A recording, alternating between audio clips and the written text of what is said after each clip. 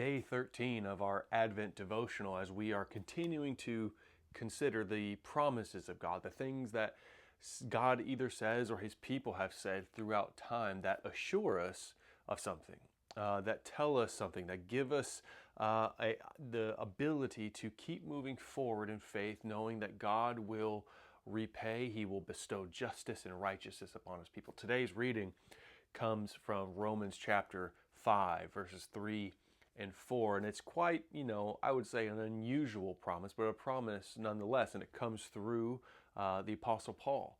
And it says this, that not only should we rejoice in our sufferings, but not only that, but we rejoice in our sufferings, knowing that suffering produces endurance. And endurance produces character, and character produces hope. There is a progression here, but it is in fact a promise that is underlying them all, that our suffering is producing endurance, resiliency, strength, a more firm understanding of ourselves, the world, and certainly who God is. Suffering produces these things.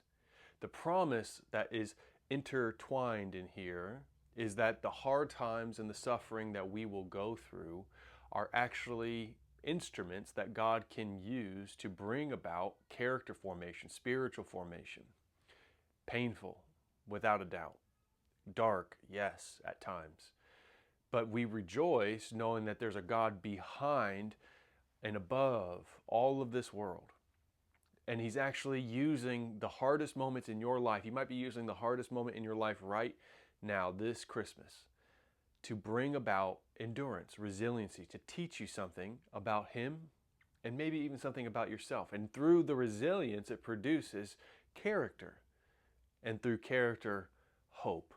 That we are reminded again and again that there is a hope ahead. The promise is my suffering will ultimately lead to my hope.